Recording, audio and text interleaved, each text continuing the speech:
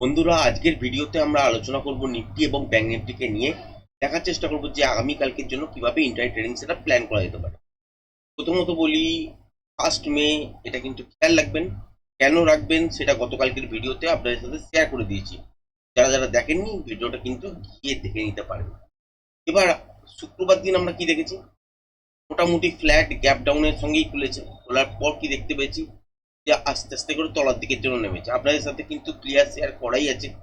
এই মুহূর্তে সিচুয়েশন অনুযায়ী কি করতে হয়, যে হাফ অ্যান আওয়ারের রেঞ্জ আপনাকে সিলেক্ট করতে হয়। হাফ অ্যান আওয়ারের রেঞ্জের পর যদি সুইং লো ব্রেক করে, সেখান থেকে তলার দিকের জন্য মুভমেন্ট শুরু হয়। এখানে ট্রেডও বেরিয়েছে, নয়েজও কিন্তু ছিল। এবার যদি সিচুয়েশন দেখেন, এখান থেকে একটা বাউন্সও আমরা দেখেছি। আবার তলার দিকের জন্য ডিপ নিতে নিতে বাজার কিন্তু ক্লোজ করেছে।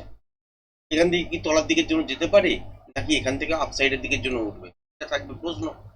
কিন্তু নর্মালি যদি দেখেন, এখানে কিন্তু কোনো রকম ইন্টারডে 5 মিনিটের টাইম ফ্রেম অনুযায়ী কোনো ধরনের প্যাটার্ন ক্রিয়েট করা নেই। তার মানে ইন্টারডে ফ্রেশ প্রাইস অ্যাকশনের উপরেই কিন্তু আপনাকে বিশ্বাস করতে হবে। এবার যদি দেখে যায় যে কোনো কারণে গ্যাপ ডাউন বাজার করলো কোন লেভেলটার তলায়, ঠিক এই জায়গাটার তলায়, তাহলে 23,813 এই লেভেলটার তলায় যদি গ্যাপ ডাউন কোনো কারণে করলো, তাহলে একটা বাউন্স হতেই পারে।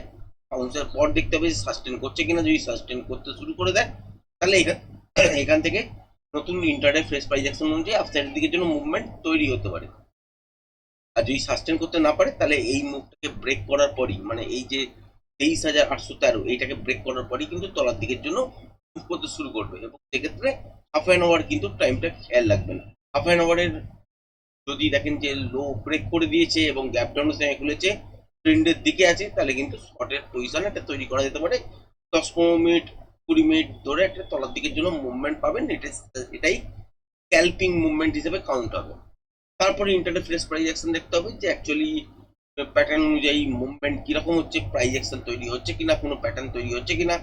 আর আদারওয়াইজ এইসব টাইপের দেখবেন যে সেরকম টাইপের মুভমেন্ট যেখানে তলার দিকে তো যাবে কিন্তু নয়েজ ক্রিয়েট করবে, সেখানেও কিন্তু সিস্টেম ওয়াইজ কিন্তু খুবই কম ট্রেড রাখতে হবে এবং কোয়ান্টিটিও ছোট রাখতে হবে। আচ্ছা, এবার যদি দেখা যায় যে গ্যাপ আপ হয়েছে, গ্যাপ আপটা কার উপর হয়েছে, ঠিক এই লেফট সুইংটার উপরে হয়েছে। কারণ এখানেও একটা প্রিভিয়াস সুইং দেখতে পাচ্ছেন, আর এইখানেও একটা সুইং দেখতে পাচ্ছেন। সেটা হচ্ছে 23,926 এর উপরে যদি কোনো কারণে দেখলেন যে গ্যাপ আপ হয়ে গেল বাজার, কিন্তু সাস্টেন করতে পারছে না 23,926-এর উপরে, তাহলেও কিন্তু তলার দিকে যদি দেখা যায় যে এখানে হাফ অ্যান আওয়ারের লো ব্রেক করছে, তাহলে কিন্তু স্পটে পজিশন পেতে পারেন এই সুইংটা পর্যন্ত, এবং যতক্ষণ মোমেন্টাম থাকবে ততক্ষণ পর্যন্ত। আর যদি দেখা যায় যে গ্যাপ আপে খুলেছে ছোটখাটো ডিপ নেবার পর 23,926 এই লেভেলটাকে ব্রেক করে কন্টিনিউ শাসন করছে, তাহলেও হাফ অ্যান আওয়ারের হাই দেখবেন যে যদি ব্রেক করে দেয়, তাহলে কিন্তু এখানে আপনারা একটা লং পজিশন ক্রিয়েট করতে পারেন। কোয়ান্টিটি ছোট থাকবে অবভিয়াসলি, কারণ হচ্ছে এগেন্স্ট দ্য ট্রেন্ডে কিন্তু কাজ হচ্ছে। তো এখান থেকে আপসাইডের দিকের জন্য যতক্ষণ মোমেন্টাম পাবেন ততক্ষণ পর্যন্ত ট্রেডটাকে হোল্ড। এরপরে ইন্টারডে ফ্রেশ প্রাইস অ্যাকশন দেখতে হবে। যদি কোনো প্যাটার্ন তৈরি হয় সেই অনুযায়ী ডিসিশন হবে। আর যদি প্যাটার্ন না তৈরি হয়, এইরকম টাইপের সিচুয়েশন তৈরি হয়, তাহলেও সেখানে কিন্তু কাজ করা সম্ভব। বড় কোয়ান্টিটি নিয়ে বা বেশিক্ষণ ধরে হোল্ড করা কিন্তু সম্ভব হবে না। ব্যাংক নিফটির ক্ষেত্রে যদি দেখেন, ওভারঅল সিচুয়েশন প্রায় সেম। যেমন নিফটির ক্ষেত্রে দেখতে পেয়েছি, উপর দিকে যে বাউন্স গুলো তলা থেকে যখন লোড নতুন নতুন লো করছে, তারপর উপরের দিকে যে বাউন্স গুলো সেগুলো ছোট অবস্থায় ছিল। ব্যাংক নিফটির ক্ষেত্রে কিন্তু সেটা একটু ডিফারেন্ট ছিল। সেটা করতেই পারে বাজার অনুযায়ী। যাই হোক, মোটামুটি এই উপর থেকে তলায় এসে তারপর এখান থেকে আপসাইডের দিকের জন্য যাওয়ার চেষ্টা করেছে, আবারও তলায় গেছে এবং এই লেভেলটাকে ব্রেক করেছে। এখানেও কিন্তু একটা প্যাটার্নের জন্ম দিয়েছে। সোমবার দিনের জন্য একটা ট্রিকি যদি দেখেন মুভমেন্ট কোথা কিরম হতে পারে, গ্যাপ ডাউনের সঙ্গে খুলতে পারে। আর এই লেভেলটাকে যদি ব্রেক করে দেয়, যেটা হচ্ছে 55,976, তাহলে খেয়াল রাখুন এই জায়গাটা তো টার্গেট দেখবেনই দেখবেন, যেটা হচ্ছে 55,750। এর তলায় হচ্ছে যতক্ষণ মোমেন্টাম থাকবে ততক্ষণ পর্যন্ত ট্রেডটাকে হোল্ড করা যেতে পারে। এবং বিশেষ করে হাফ অ্যান আওয়ারের রেঞ্জটাকে দেখবেন যে হাফ অ্যান আওয়ারের রেঞ্জটা ব্রেক করছে কিনা। এবার যদি দেখা যায় যে গ্যাপ আপ খুলে গেছে, হতেই পারে, কারণ এখান থেকেই যে তলার দিকে পড়বে এটা কোনো প্যাটার্নের মাপ আসে না। প্যাটার্নের মাপ অনুযায়ী যদি দেখেন, মোটামুটি এইসব জায়গায় 56,350 এইসব জায়গা থেকে তলার দিকের জন্য ঘুরতে পারে।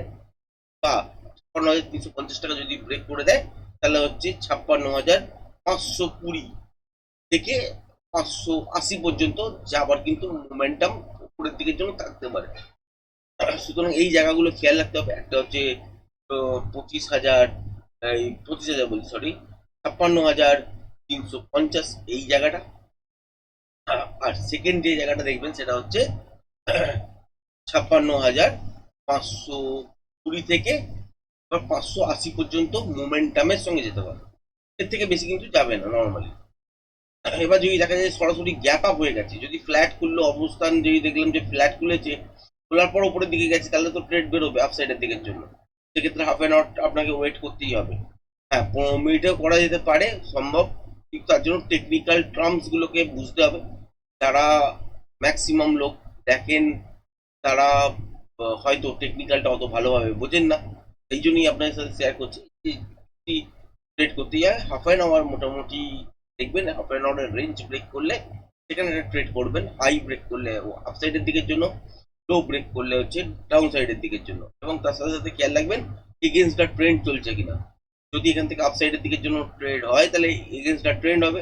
তো সুতরাং এগেনস্ট দ্য ট্রেন্ডে আপনাকে ট্রেডের সংখ্যা কম রাখতে হবে এবং কোয়ান্টিটি কম রাখতে হবে। তার সাথে সাথে প্রফিট মার্জিনটাও কিন্তু খুবই কমের ওপর কিন্তু চলতে হবে, বেশিক্ষণ বসে থাকা যাবে না।